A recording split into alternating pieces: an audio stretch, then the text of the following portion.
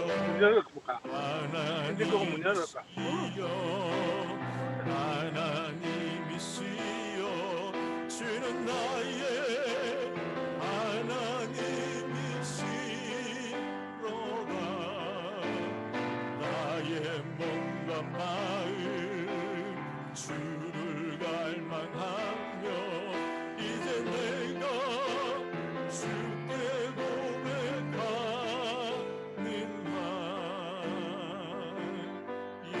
여호와는 나의 힘이요 여호와는 나의 구원이시니 내가 누구를 두려워하리요 여호와는 생명의 피난처시니 주의 인자가 생명보다 나으므로 내 입술이 여호와를 찬양하리 내 평생에 주를 찬양하며 주의 이름으로 내소 전능하신 하나님 전능하신 하나님 찬양 언제나 동일하신 주 전능하신 하나님 찬양 영원히 다스리는 사랑하는 나의 아버지 사랑하는 나의 아버지 이름 높여드립니다 주의 나라 찬양 속에 임하시니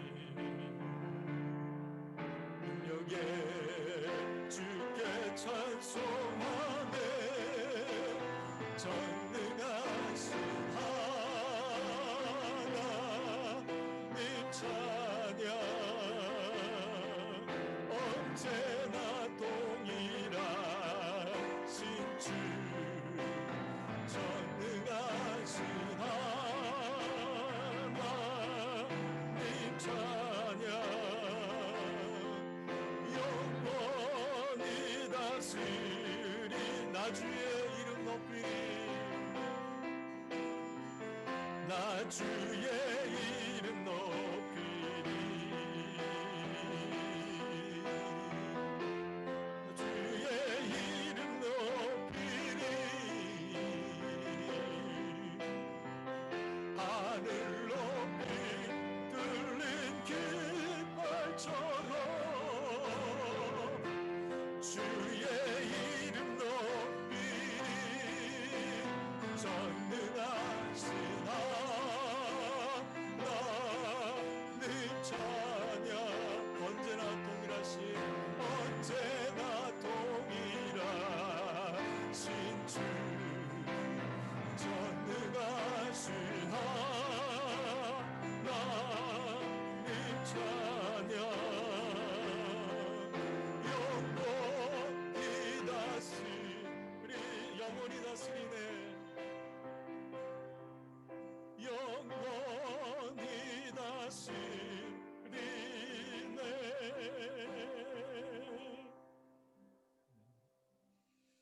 마지막으로 주님 앞에 주님 이 시간 신령한 하늘 양식으로 신령한 음료로 저희의 줄인 영혼 저희의 가란 영혼 주께서 채워주옵소서 하는 마음으로 이 찬양 함께 찬양하겠습니다. 우물가의 여인처럼 안구했네.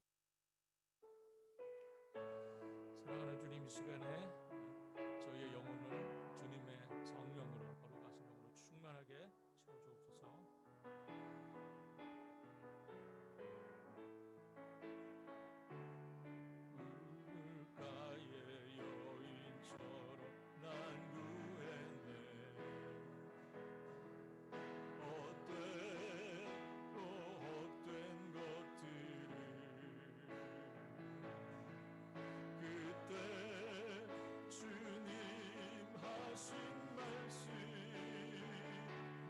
샘매와 생수를 마셔라. 오 주님, 오 주님 채우소서. 나의 잔을 높이 듭니다.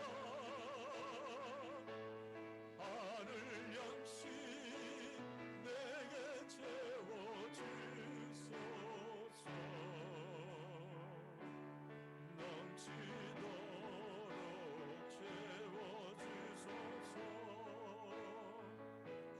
많고 많은 사람들이 찾아섰네. 헛되고 헛된 것들 주 안에 감추인 몸에 세상 것과 난 이길 수 없네. 오 주님, 오 주님 채우소서. 나의 잔을 높이 듭니다. 하늘 양식 내게 채워주소서. 넘치도록 채워주소서. 내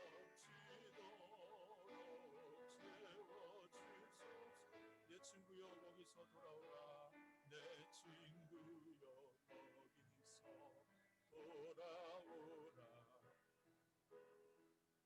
내 주의 넓은 품으로 우리 주님을 반겨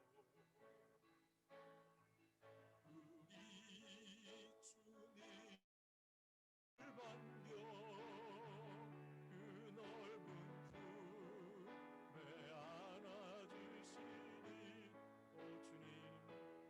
오 주님, 오 주님 채우소서.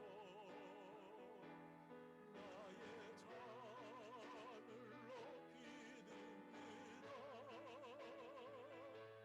하늘 양식 내게 채워주소서. 넘치도록 채워주소서. 사랑하는 주님, 우물가로 나아가 육신의 필요를 위한 음료 얻기를 소망했던 여인처럼 주님, 저희가 이 땅에 사는 동안에 우리의 육신의 필요를 채우기 위해 얼마나 많은 수고와 노력들을 하는지 알 수 없습니다. 주님, 그 여인을 만나시고 정말 하늘로부터 주시는 그 음료, 주님께서 주시는 그 음료로, 그 물로 가람을 채우라고 주님 말씀하셨던 것을 이 시간 기억합니다. 주님, 저희가 그 마음으로 또 주님 주신 주실 그 약속의 생수를 저희가 소망하는 마음으로 주님 이 시간 나왔습니다. 주께서 우리의 잔을 채워주시고 우리의 가란 심령, 우리의 줄인 영혼을 주께서 채워주시기를 주님 간절히 원합니다. 주님, 성령께서 이 시간 저희와 함께하여 주시고 당신의 사랑하는 자녀들 하나님께서 이 시간 품어주시고 위로하여 주시고 격려해 주시기를 주님 간절히 원합니다. 한 주간 저희가 살며 지치며 하나님 괴로워하며 슬퍼하며 근심했던 일들이 있다면 이 시간 주님 앞에 내어놓고 주님의 놀라운 위로를 경험하는 주의 자녀들 될 수 있도록 주께서 함께하여 주옵소서. 주님께서 저희의 삶의 모든 곳 또 삶의 자리자리마다 늘 함께하신 줄로 압니다. 주께서 임마누엘 하여 주시고 하나님 늘 함께하신 그 주님으로 말미암아 저희가 주님께 늘 감사하며 또 기쁨이 넘치는 저희의 삶이 되도록 주께서 도와주시기 원합니다. 주님, 저희의 연약함을 주님께서 너무나 잘 아십니다. 주님, 저희의 넘어짐을 주께서 아시고 저희의 하나님 정말 부족함을 주님께서 너무나 잘 아십니다. 주께서 이 시간 함께하여 주시고 하나님 저희를 다시 한번 주님 안에서 또 믿음으로 굳게 세워주시고 견고하게 일으켜주시는 귀하고 복된 시간이 될 수 있기를 원합니다. 주님, 이 시간 저희가 기쁨으로 나와 주님께 영광 돌리고 감사를 드립니다. 주님, 저희의 삶의 주인 되시며 또 우리의 삶의 구원자, 우리의 생명의 구원 되신 주님을 이 시간 고백합니다. 주께서 저희의 찬양과 영광을 홀로 받아 주시기를 주님 간절히 원합니다. 이 예배가 정말 주님께 영광 돌리며 주님을 기억하며 주님을 확신하는 시간이 될 수 있도록 우리 주님 함께하여 주옵소서.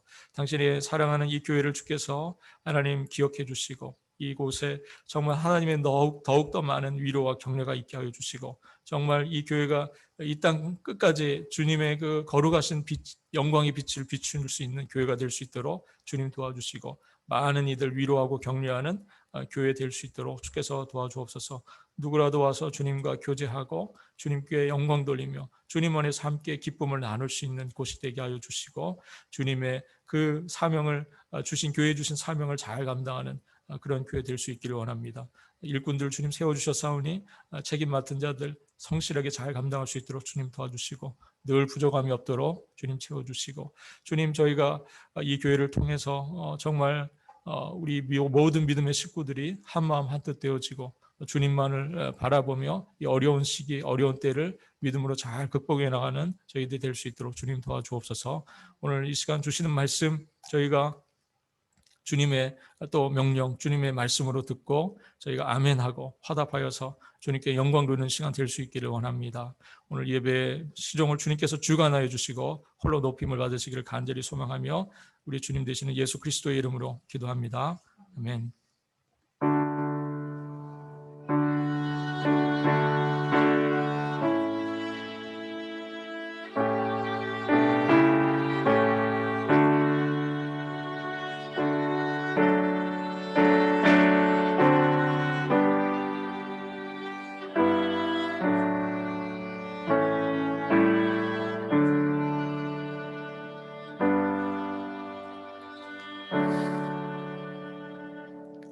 이 시간은 준비하신 예물을 드리는 시간입니다.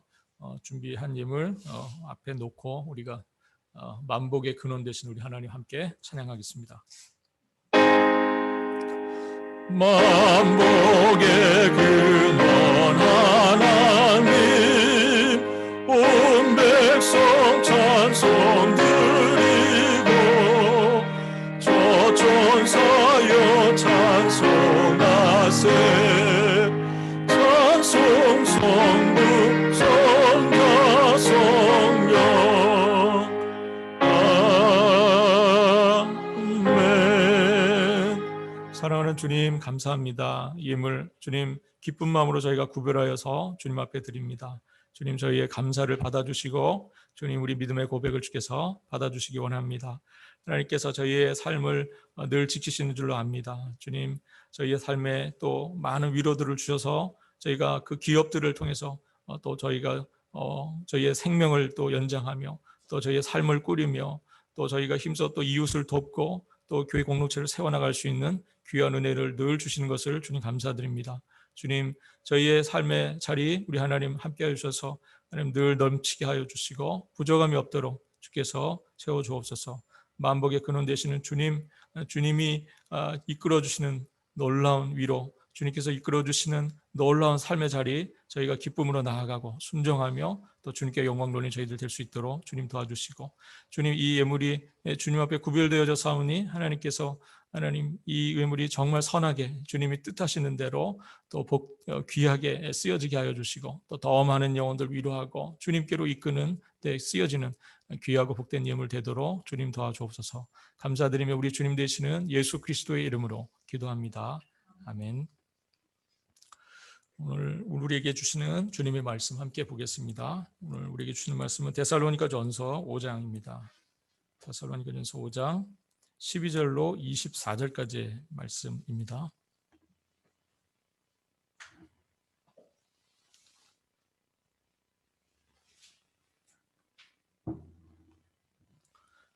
신약성경 데살로니가전서 5장 12절로 24절까지 말씀을 봉독하겠습니다.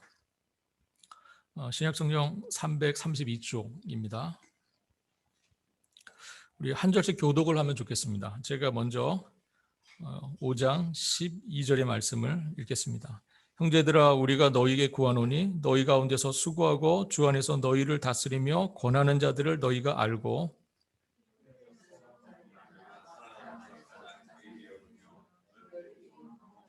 또 형제들아 너희를 권면하노니 게으른 자들을 권계하며 마음이 약한 자들을 격려하고 힘 없는 자들을 붙들어주며 모든 사람에게 오래 참으라.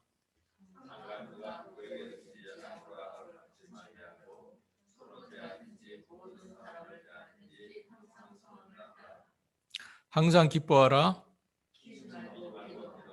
범사에 감사하라. 이것이 그리스도 예수 안에서 너희를 향하신 하나님의 뜻이니라. 예언을 멸시하지 말고 악은 어떤 모양이라도 버리라.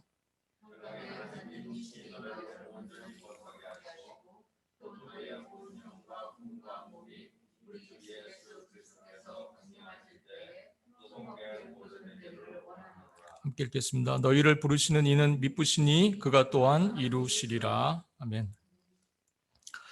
데살로니가전서의 이 편지의 마지막 부분에 이르렀습니다. 디모데를 통해서 데살로니가 교회 소식을 들은 사도 바울이 그 교회에 필요한 꼭 그 교회에 응답해 줘야 될 몇 가지 중요한 문제들을 앞에서 다 다루고요. 사실은 5장 11절까지 그 모든 문제들이 잘 다뤄졌습니다. 그래서 사실은 여기서 편지가 끝나도 충분한데 사도 바울이 오늘 본문 12절로 24절까지 그 앞에 22절까지죠. 정확하게 말씀드리면 12절로 22절까지 사도 바울이 데살로니가 교회에 좀 더 추가적인 어떤 이야기들을 합니다. 그래서 이 데살로니가 교회 교인들이 유념했으면 좋겠다고 생각되는 것들, 특별히 교회에서 신앙생활할 때 필요하다고 생각되는 몇 가지 교훈들을 추가적으로 이야기를 합니다. 그 교훈들, 오늘 본문 12절로 22절까지 있는 이 교훈들은 우리가 정말 하나님이 원하시는 바람직한 교회, 또 참된 교회, 아름다운 교회, 그걸 이루기 위해서 아주 필요한 교훈이 되는 그런 말씀입니다. 이 교훈들을 언급하고 그리고 교회를 위한 기도가 23절, 24절에 있고요. 그리고 나서 마지막 인사를 사도 바울이 25절, 28절까지 하면서 데살로니가 전서를 이렇게 마치게 됩니다. 앞서 말씀드린 것처럼 12절로 22절까지 사도 바울은 데살로니가 교회 교인들에게 유념하면 좋겠다. 이거를 잘 기억해 줬으면 좋겠다는 마음으로 기록을 하고요. 즉 이것이 교회 생활을 하는데 우리가 신앙생활하는데 필요하다고 생각되는 아주 중요한 부분으로 제시를 합니다. 이 본문을 크게 세 개로 나눠서 생각해 볼 수 있습니다. 먼저 12절과 13절은 성도들이 교회 지도자들, 영적인 리더들을 어떻게 대해야 하는지 그 문제를 다루고요. 그다음에 14절, 15절은 성도들이 서로가 서로를 어떻게 대해야 하는지에 대한 이야기를 합니다. 그리고 마지막 16절로 22절까지에서 말씀은 성도 개개인이 혼자 그 자신이 어떠한 태도로 살아가야 하는지 그 어떤 개인에 대한 문제를 다룹니다. 그래서 앞부분은 교회 교인으로서 교회 성도로서 영적인 리더들, 교회 리더들과 지도자들과 어떤 관계로 지내야 하는지, 그리고 나는 옆에 있는 우리 성도들과 형제들과 자매들과 어떻게 관계를 해야 되는지, 그리고 맨 마지막에 내 자신이 어떻게 살아야 하는지, 또 교회 안에서 신앙생활을 해야 하는지 그 문제를 다룬다고 할 수 있습니다. 먼저 이렇게 시작을 하죠. 수고하고 주 안에서 너희를 다스리며 권하는 자들, 이렇게 시작이 됩니다. 이건 이제 교회 지도자들을 얘기하는 거죠. 그들을 먼저 뭐라고 지칭하냐면 수고하는 자들이다, 이렇게 얘기합니다. 그래서 교회 지도자들은 수고하는 자들이죠. 대접받고 편안하게 있는 자들이 아니라 교회 지도자들은 수고하는 자들입니다. 성도들을 위해서 희생하고 일을 하고 그러면서 또 수고하면서 또 다스리는 자들입니다. 그래서 다스린다는 말은 지도를 한다, 그런 뜻입니다. 그래서 그런 지도를 한다 하는 의미와 더불어서 또 한 가지 중요한 의미는 돌본다, 그런 의미가 있습니다. 그래서 다스린다는 것은 지도하고 또한 그들을 돌본다, 그런 뜻입니다. 교회 지도자들은 그런 의미로 지도자가 된 거죠. 그래서 군림하고 권위를 세우는 자들이 아니라 따뜻한 마음으로 돌보는 자들, 그렇게 부름을 받았다는 겁니다. 그러나 지도자의 일이 여기서 끝나지 않습니다. 보니까 권하는 일을 해야 된다고 되어 있어요. 권하는 일. 권한다는 말은 바른 길을 보여준다, 바른 길을 제시한다, 그런 뜻입니다. 그래서 지도자는 교인들이, 우리 성도들이 잘못된 길로 갈 때, 그 길이 틀렸다고 판단이 될 때 바른 길을 가도록 권면하는 일을, 지도하는 일을 할 수 있어야 한다는 겁니다. 바울은 이런 일들 하는 지도자들에 대해서 성도들에게 이렇게 얘기하죠. 너희가 알고 있다, 이렇게 얘기를 해요. 그 본문을 오늘 12절 보니까요. 형제들아, 내가 너희에게 구하노니 너희 가운데에서 수고하고 주 안에서 너희를 다스리며 권하는 자들을 너희가 알고, 그랬습니다. 이 알다는 말의 의미는 뭐냐면 너희가 그걸 인정하고 있다, 그런 뜻이죠. 인정한다. 그리고 이 말에는요, 존중하고 있다. 그렇게 너희들을 이끌어주고 지도하는 지도자들을 너희들이 안다, 이 말은 것은 너희들이 그 사람들을 인정하고 있고 그 사람들을 존중하고 있다 하는 그런 뜻입니다. 성도들은 이런 일을 성실하게 하여서 마땅히 교회 지도자들, 영적인 지도자들이 그 일을 하는데 잘 할 수 있도록 인정해주고 그걸 또 존중해주는 그런 태도가 필요하다는 겁니다. 사도 바울이 이러한 그 첫 번째 중요한 이 권면을 한 이유는 이거예요. 사실 데살로니가 교회를 입장을 놓고 보면은 사도 바울이 불과 한 달이 안 되는 짧은 기간, 한 3주 정도의 짧은 기간 동안 사역을 하고 나왔거든요. 그리고 한 번도 돌아가 보지 못했어요. 중간에 디모데를 보냈죠. 그런데 그러한 상황 속에 어떻게 보면 그 사람들은 모두가 다 그때 처음 다 신앙생활을 한 사람들이에요. 그래서 사실은 이 안에서 서로의 신앙의 우열을 가르기가 참 어려운 상황에 있는 사람들이라는 거죠. 그래서 이 사람들 사이에서 어떤 한 사람을 지도자로 세웠을 때 사람들이 이렇게 생각할 수 있는 거죠. 별로 다를 게 없는데 너나 나나 이런 생각을 할 수 있다는 거죠. 왜냐하면 우리가 같이 복음을 듣고 같이 신앙생활을 시작했는데 누구는 지도자가 되었고 그런 지도자라고 지도력을 행사하려고 하는 거예요. 이러한 그런 교회의 특수한 상황, 그런 어려움이 있었기 때문에 사도 바울이 아무래도 이 이야기를 먼저 꺼낸 것 같아요. 그러면서 사도 바울이 이 이야기를 하면서 사실은 디모데를 우리가 좀 생각해 볼 수가 있죠. 디모데는 어떤 사람입니까? 아주 어린 나이에 그죠? 교회 지도자로 세워진 사람이에요. 그래서 사도 바울이 그 부분이 염려가 돼서 그래서 디모데를 그 지도자로 받고 있는 그 교회 공동체에 거기를 목회할 때, 너희가 그 사역할 때 사람들이 너의 그 연소함, 그 나이 어림을 업신여기지 못하도록 그렇게 하라. 이렇게 이제 바울이 권면을 하는 이야기가 있지 않습니까? 그죠? 이런 걸 볼 때 교회의 어떤 지도자로 우리가 서고 그래서 이 성도들이 그 지도자를 인정하고 존중해주는 이 문제가 굉장히 중요합니다. 우리가 참된 교회, 아름다운 교회, 올바른 교회로 나가기 위해서 사도 바울이 첫 번째 권면하는 게 이 문제예요. 지도자들과 그들을 알라 하는 거죠. 존중하고 인정해줘라 하는 겁니다. 한편으로 지도자들이 교회를 위해 수고하고 따뜻한 마음으로 항상 돌보는 일, 바른 길로 가는 걸 힘쓰고 할 때 그렇게 지도자는 애를 쓰고 또 다른 한편으로 성도들은 그런 지도자를 진심으로 인정해주고 존중해주고 주려고 줄 때 그때 이 교회 공동체가 그죠? 이 교회 공동체가 그때 바람직한 모습을 갖춰 나가게 되는 겁니다. 13절에서 바울이 그들의 역사로 말미암아 사랑 안에서 가장 귀히 여기며 너희끼리 화목하라고 권면을 합니다. 여기에서 중요한 표현이요, 그들의 역사라는 표현이에요. 그들의 역사로 말미암아. 사도 바울이 우리가 어떤 교회 지도자가 있어요. 그런데 정말 그 지도자를 우리가 인정하고 존중해 줘야 되는데 별로 마음에 안 드는 거예요. 마음에 안 들 수 있지 않습니까? 그죠? 외모가 마음에 안 들어요. 외모가 마음에 안 들어. 그리고 뭔가 이렇게 하는 태도가 마음에 안 들어요. 그럴 수 있죠. 네.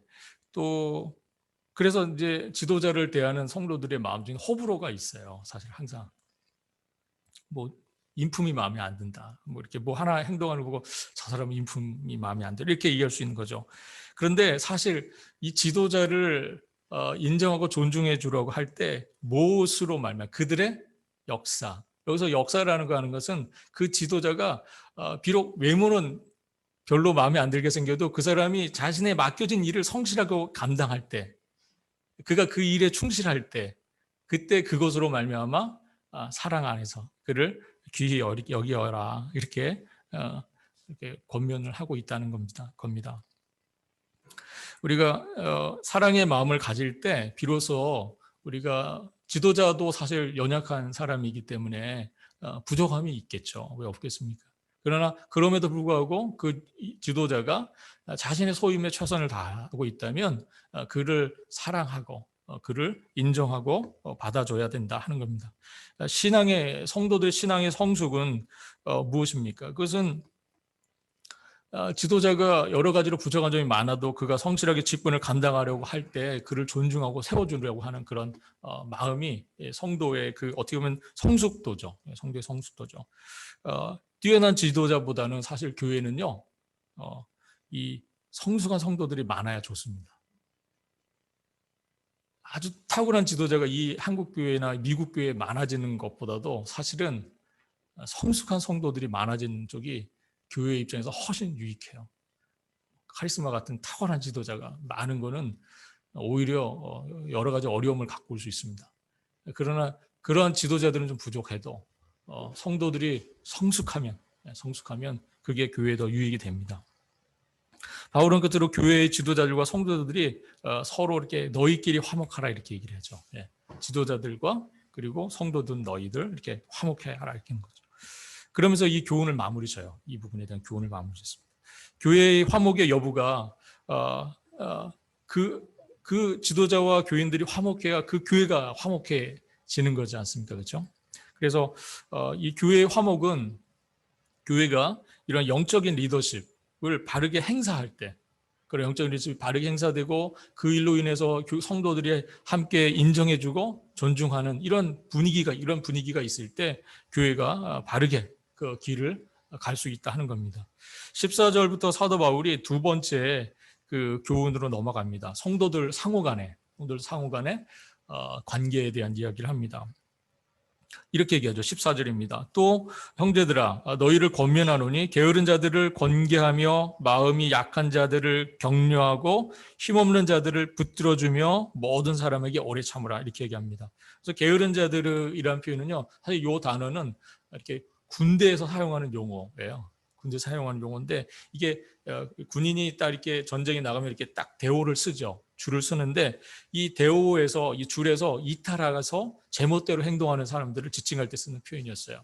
이게 그런 뜻이었는데 이 하나님의 백성으로서 우리가 질서가 있어야 되잖아요. 그죠? 이 교회 공동체 안에서 하나님의 백성으로서 이 딱 규모가 있어야 되는데 이 벗어나서 마음대로 행동하고 그러는 말하고 하는 사람들이 있는 거예요. 이런 사람들을 얘기하는 겁니다. 그런 사람들을 어떻게 하라 그럽니까? 게으른 자들 어떻게 하라 그러죠? 14절에 보니까 권계하라고 되어 있죠. 권계하라. 그들 잘 지도하라는 거죠. 잘 지도해서 그 하나님의 백성으로서의 그 질서 깨지 않도록 잘 얘기를 해줘라 하는 겁니다. 그리고 우리가 근데 사실 여기에서 이 요한계시록의 이 데살로니가전서라고 하는 이 상황 속에서 이 말씀에 대한 것은요, 이 재림과 관련이 좀 있어요. 이 데살로니가 교회의 아주 중요한 관심사 문제가 이 재림에 대한 문제였잖아요. 그래서 그걸 아주 중심적으로 사도 바울이 다뤘는데 이 재림을 준비한답시고 어떤 사람들이요 일을 안 해요. 일을 안 하고 오늘 성경에 보면요 다른 성도들을 의지해서 자기의 필요를 채우는 이런 사람들이 있었던 거예요. 그런 사람들을 보면서 사도 바울이 이 얘기를 하는 거죠. 게으른 자들 이렇게 또 얘기를 하는 겁니다. 그래서 이런 교회적 상황과 이것이 맞물려 있다는 걸 볼 필요가 있습니다. 또 그 다음에 마음이 약한 자들은 어떤 사람들이면 이렇게 쉽게 시리에 빠지는 사람들, 그런 사람들이죠. 이런 사람들을 격려해서 시리를 극복할 수 있도록 도와주는 것, 그것이 바로 성도가 옆에 있는 성도, 우리 형제 자매로서 서로가 해야 될 일이라는 거예요. 또 힘없는 자들은 특별히 믿음이 연약한 자들을 가리키는데 이런 사람들에게 언제든지 옆에서 있으면서 붙들어 주라는 거죠. 붙들어 주고 잘 격려해서 그가 설 수 있도록 해주라는 겁니다. 근데 이 모든 일들을 감당하기 위해서 정말 필요한 게 뭡니까? 오래 참는 거죠. 한 사람을 세우고 한 사람이 회복되도록 하는 이 기간을 위해서는요, 우리가 정말 오랜 기간 참고 인내하는 시간들이 필요합니다. 우리가 병이 치료되기 위해서도 시간이 필요하죠. 우리가 관계를 빌드업하는 것도 그렇고요. 한번 시리에 빠지고 믿음에서 넘어진 사람들 다시 세우는 이 일도 굉장한 어떤 인내의 시간들이 필요합니다. 그래서 정말 사랑은 인내하는 것 같아요. 정말 사랑은 인내라고 하는 이 말씀이, 오래 참는다는 이 말씀이 맞다는 생각이 듭니다. 그들을 위해서 굉장히 인내가 필요하죠.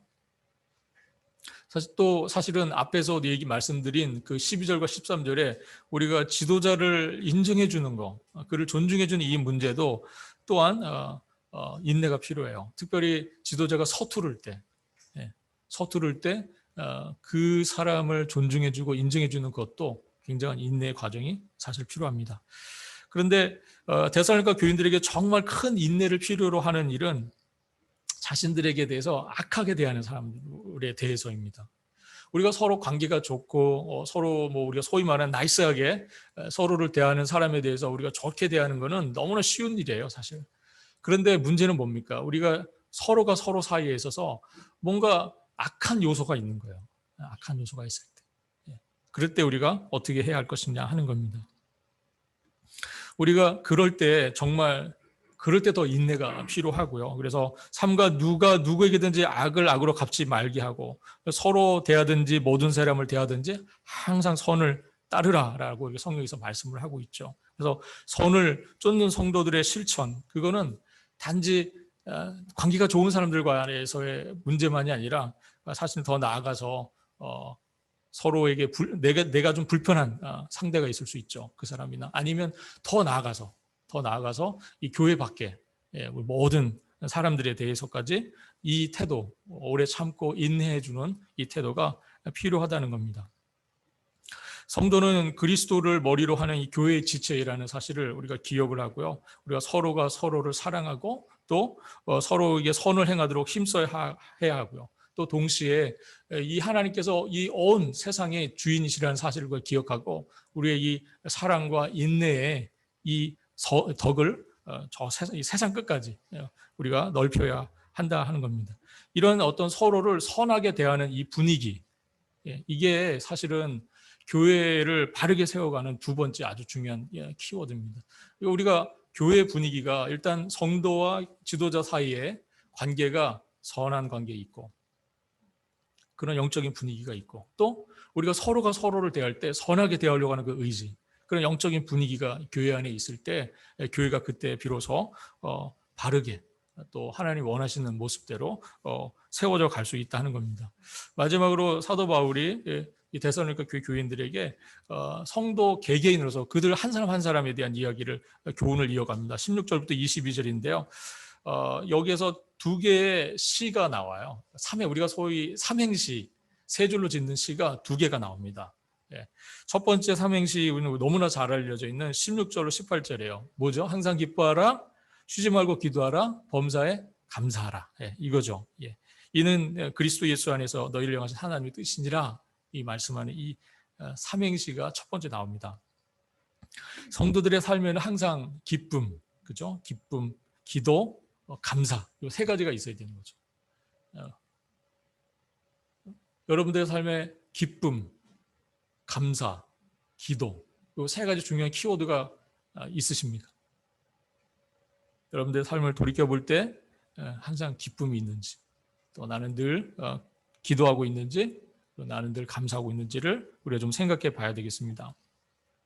사실 이 권면을 하고 있는 사도 바울이 실제로 이 권면은요, 그냥 좋은 교훈 덕담을 던지는 얘기가 아닙니다. 이거는 자신의 신앙 체험이에요.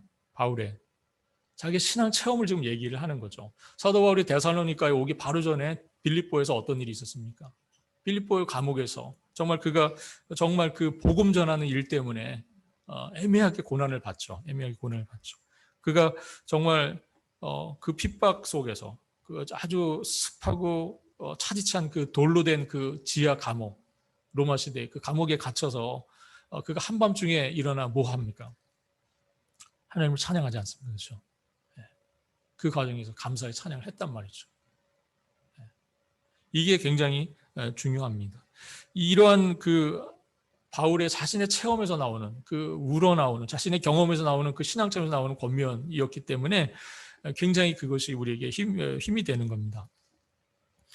빌립보서 4장 4절을 보면 주 안에서 기뻐하라는 말씀이 나오죠. 그래서 항상 기뻐할 수 있는 그 비결이 사실은 우리가 주님 안에서 있다는 사실을 이 말씀을 통해서 알 수 있습니다.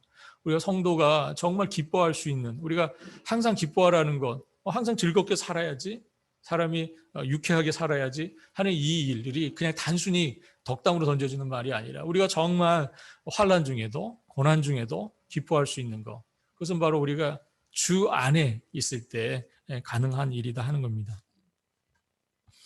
고린도후서 6장 10절에 근심하는 자 같으나 항상 기뻐하고 가난한 자 같으나 많은 사람을 부유하게 하고 아무것도 없는 자 같으나 모든 것을 가진 자로다라고 자신을 표현하지 않습니까? 그렇죠?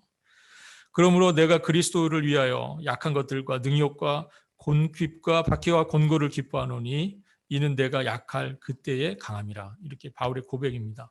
골로새서 1장 24절에서는 나는 이제 너희를 위하여 받는 괴로움을 기뻐하고 그리스도의 남은 고난을 그의 몸된 교회를 위하여 내 육체에 채우노라. 이렇게 고백을 합니다. 이 말씀들을 이 고백 속에 담겨진 이 바울의 이 고백을 보면은요, 그가 환란이 있음에도 불구하고 기뻐하라 이런 말이 아니라요. 바울이 지금 오히려 환란 받는 것 때문에 기뻐하라고 말하고 있다는 사실을 기억해야 합니다. 힘들지만 기뻐하세요. 이게 얼마나 곤욕입니까, 사실은. 고난스럽지만 그러나 기뻐하세요. 이 얘기하는 게 아니지 않습니까, 지금 바울이. 오히려 바울은요, 환란을 기뻐하라고 그러고 있습니다. 오히려 내가 이 교회를 위해서, 복음을 위해서, 그리스도를 위해서 받는 그 환란, 오히려 그를 즐거워하고 있다. 이렇게 얘기를 하죠. 그래서 내가 오히려 이 교회를 위해서 주님께서 남겨주신 고난이 있다면 그것을 내가 내 육체에 채우고 싶다. 고난을 오히려 환영하는 거죠. 오히려 내가 환란을 더 받고 싶다. 이 일로 인해서 내가 더 고난을 받고 싶다. 이렇게 바울이 고백하는 겁니다. 이런 고백이 어떻게 가능합니까? 이런 고백은 그가 주 안에서, 주님 안에서, 엔토 크리스토스, 그 그리스도 안에서 그가 있었기 때문에 이런 고백이 가능했던 거죠. 바울의 권면이 계속 이어집니다. 쉬지 말고 기도하라고 권면합니다. 우리가 기독교는 자기 자신과 또 자기 자신의 보잘것없는 행위로부터 눈을 돌리는 거죠. 눈을 돌려서 누구를 향하는 겁니까? 기독교 신앙은 우리의 구원자 되시는 그 예수 그리스도 그 분 안에서 하나님을 바라보는 거죠. 이게 기독교 신앙이지 않습니까? 그죠? 그래서 하는 행위가 기도죠. 그래서 하는 행위가 기도입니다. 그래서 기독교 신앙에 있어서 가장 중요한 것은 바로 그 지점이에요. 내가 내 자신, 그리고 내 주변의 형편, 내 안에 있는 내 모습, 이런 것들로부터 소망 없는 이곳으로부터 나의 시선을 유일한 소망 되신 그 주님께 향하게 하는 것. 이게 기독교 신앙의 가장 큰 특징 아닙니까? 그죠? 그래서 우리가 늘 우리의 마음을 다해서 하나님을 바라보고 기도를 하는 겁니다. 그런데 우리가 쉬지 않는 기도의 생활이 가능한 것은 그런 마음을 갖고 우리가 살아갈 때 가능해지는 겁니다. 그런 마음으로 살 때. 여기서 기도하라는 것은 우리가 늘 시간과 장소를 구분해서 그렇게 기도하라는 그런 의미에서 쓰여진 기도가 아닙니다. 여기서 기도하는 것은 우리가 그런 우리의 마음속에 늘 주님을 의지하고 또 우리가 늘 주님을 의존하고 하는 그 기본적인 마음 자세, 그것을 가지고 늘 살아가는 그 마음 상태를 의미하는 겁니다. 그래서 이렇게 살다가 보면 우리가 자연스럽게, 그죠, 기도가 우리의 입술로 나오고, 그죠, 우리의 기도가 자연스럽게 여러 상황 속에서 나오고, 정말 더 기도해야 되겠다는 필요도 느끼게 되고, 또 누군가를 내가 더 기도를 해야 되겠다는 그 마음도 우리 가운데서 자연스럽게 우러나오는 거죠. 정말 내가 의지할 것은 우리 주님밖에 없다 하는 그 아주 정말 기독교 신앙의 가장 그 근본적인 마음, 그 마음에서 기도가 나오는 겁니다. 사도 바울의 권면이, 그래서 사도 바울은요, 여러 가지 그 바울의 서신서들을 보면 여러 가지 이야기를 하다가 기도로 그냥 넘어가는 경우가 상당히 많아요. 바울의 서신서들을 보면 어떤 이야기를 하다가 자연스럽게 기도가 이어집니다. 기도문이 나오고요. 너무나 자연스러운 거죠. 여러분들 우리의 삶에도 여러분들이 닥치는 문제들이 여러 가지 다양한 모습일 수 있을 겁니다. 그러나 그때그때마다 우리가 늘 이 마음, 우리가 내가 정말 주님 의지해야지, 의지한 마음으로 살아야지 하는 이 마음이 있으면 그 상황마다 주님 저 사람도 기도가 필요하다. 저 사람을 위한 기도가 지금 이 순간에 요청된다. 그런 것들을 항상 느낀다는 겁니다. 그래야 우리가 이 환난 가운데도 주님의 깊은 경륜에서 나오는 것인지 확신할 수 있는 거죠. 내가 그 확신, 주님에 대한 그 확신이 있어야, 그래야 우리가 환난 중에도 우리가 주님께 행하여 기도할 수 있는 거 아닙니까? 주님이 분명히 이 상황을 섭리하고 계신다. 여기에는 분명한 주님의 깊은 경륜이 있을 거야. 그거를 의심하지 않는 거죠. 그런 확신이 있을 때 우리가 범사에 또 감사하는 마음으로 살 수 있는 겁니다. 19절로 22절까지 두 번째 삼행시가 나옵니다. 성령을 소멸하지 말며 예언을 멸시하지 말고 범사에 하려 좋은 것을 취하고 악은 모양이라도 버리라, 이런 말씀이 나옵니다. 성령을 소멸하지 말라 하는 이 말은요, 마치 우리가 어떻게 이 말이 들리냐면 우리가 우리 안에서 성령을 소멸시키는 일이 가능한 것처럼 들리죠. 성령을 소멸하지 말라 하는 이 말씀이 어떻게 우리가 들을 때는 그러면 우리 가운데서 성령을 소멸시키는 일이 가능한 건가? 하는 이런 의문을 갖게 합니다. 근데 그런 의미가 아니죠. 우리 가운데 성령을 소멸시킬 수 있는 가능성은 없습니다. 없어요. 없습니다. 왜 그렇습니까? 우리가 예수님을 주님으로 고백하고 그 고백 가운데 임하신 성령, 우리 가운데 내주하시는 성령은요, 들어오신 이후에 절대로 나가시지 않으세요. 믿으십니까? 네, 이 확신이 있기를 바랍니다. 한번 내주하신 성령님은요, 결코 저희를 떠나지 않으세요. 단지 우리가 정말 주님의 뜻대로 살지 못할 때 성령은 우리 가운데 탄식하시죠. 우리 가운데 탄식하시면서 우리를 위한 중보의 기도를 계속하시죠. 성령님의 마음, 여기서 의미는 성령을 소멸하지 말며 하는 이 말의 의미는요, 이겁니다. 사실은 성령님은 우리 속에 내주하시지만 어떻게 하기를 원하세요? 그렇죠. 충만해서 우리의 겉사람까지, 그죠? 이 성령의 역사가 나타나기를 바라십니다. 그게 성령님의 마음이세요. 그런데 우리가 우리의 속사람 가운데 계신 성령께서 겉사람으로 표현되는 일들을 막죠. 우리의 겉사람이 옛 습관에 아직도 젖어서 계속해서 성령의 역사를 회방하는 그런 일들이 일어나는 거예요. 그래서 사도 바울이 성령의 소욕과 내 이 육신의 마음 사이의 그 갈등을 고백하지 않습니까? 그죠? 성령님의 역사는 우리 가운데 시작된 이후로 계속되는 거고요. 또 그것이 이 속사람에서 제한되는 게 아니라 성령의 충만함이 있고, 그래서 우리의 겉사람으로 성령이 나타나는, 성령의 삶이 나타나고 성령의 열매가 드러나는 그런 삶을 살기를 우리 주님께서 바라십니다. 그런데 그런 의미에서 성령을 소멸치 말라는 것이 그런 의미예요. 우리가 정말 성령으로 충만하여서 우리의 속사람뿐만 아니라 우리의 겉사람까지도 이 성령의 다스림 안에 있는 그런 삶이 될 수 있기를 바랍니다. 이어서 예언을 멸시하지 말라는 말씀이 나오는데요. 이거는 본문의 상황에서 이런 의미가 됩니다. 예수님의 그 재림과 관련해서 관련된 가르침이라고 볼 수 있어요. 이 예언이라고 하는 것이. 그래서 왜냐하면 이때만 해도 성경 66권이 정경화되지 않은 때입니다. 이때만 해도. 그래서 많은 예언자들이 하나님의 계시를 받아서 예언 활동을 하던 시대였어요.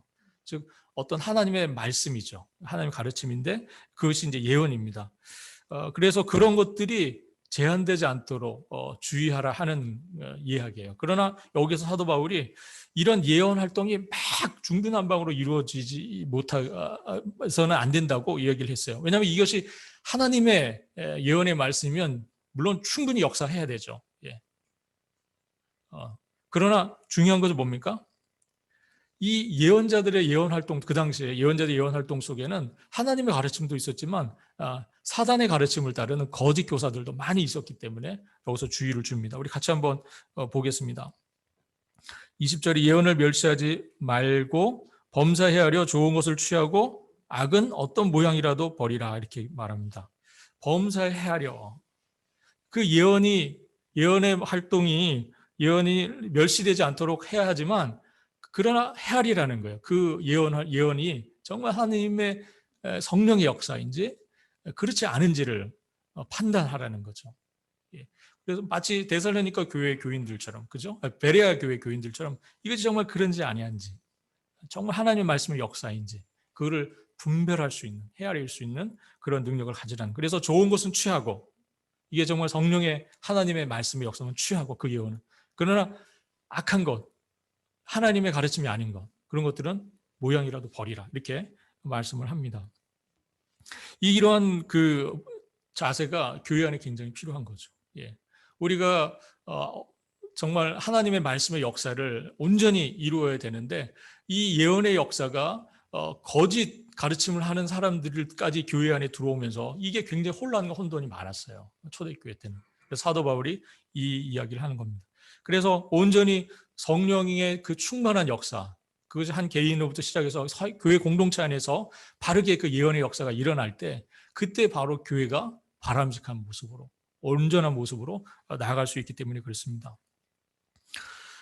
교회는 많이 있죠. 이때 교회가 참 많습니다. 그런데 정말 오늘 본문에서 말씀한 대로 정말 교회다운 교회, 참된 교회, 온전한 교회, 바른 교회 찾아보기가 참 어렵습니다. 안타까운 일이 아닐 수 없습니다. 이 땅의 교회들이 오늘 말씀을 우리가 기억하고 모두가 참되고 아름다운 교회 되기를 소망합니다. 정말 이 땅의 교회들이 오늘 본문에 주신 이 말씀대로 정말 바른 교회, 온전한 교회, 아름다운 교회를 세워갈 수 있기를 바라요. 저희 교회도 그런 일에 일조하는 그런 교회가 되었으면 합니다. 교회는 이 땅에 오신 예수 그리스도, 우리 주님의 꿈이셨어요.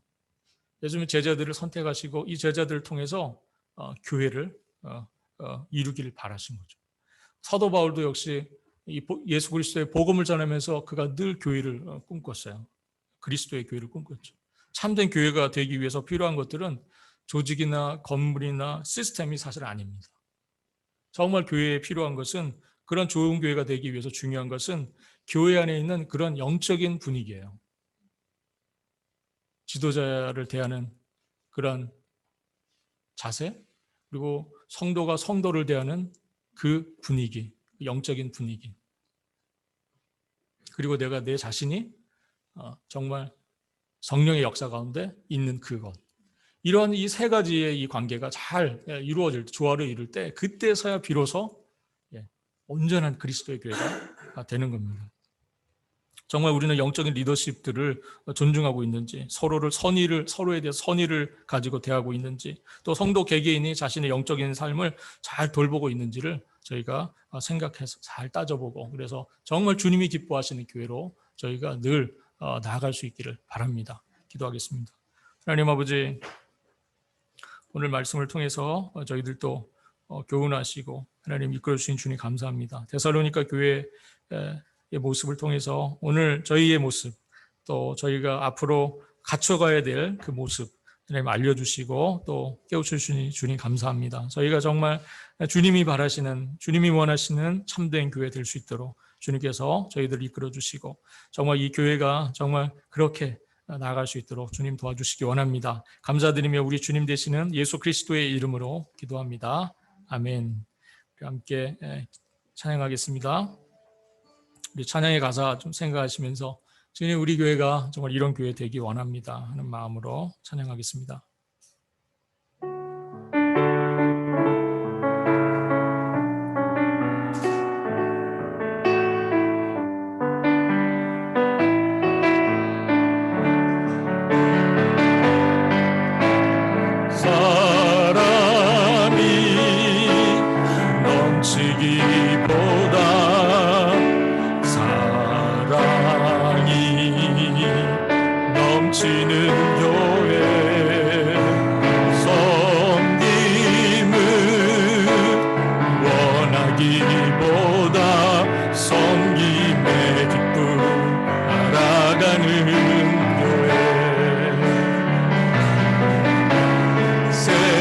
세상이 주목하기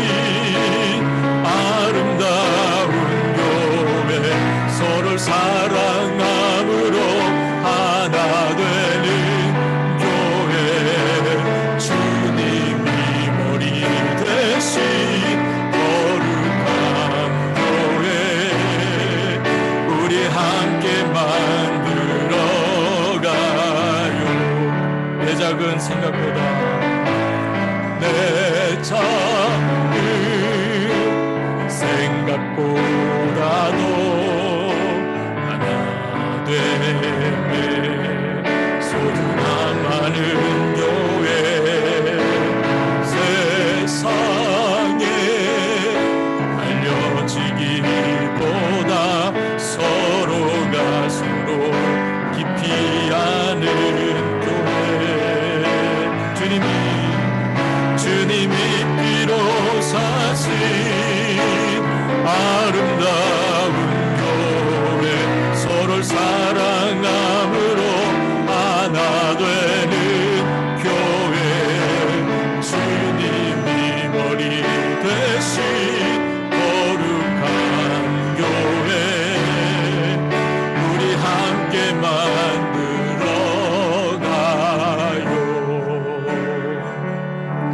지금은 우리의 주님 되시는 예수 그리스도의 은혜와 하나님 아버지의 사랑과 성령의 교통하심이 주 앞에 머리를 숙인 당신의 이 사랑하는 사람들 위해 영원토록 함께 계실지어다.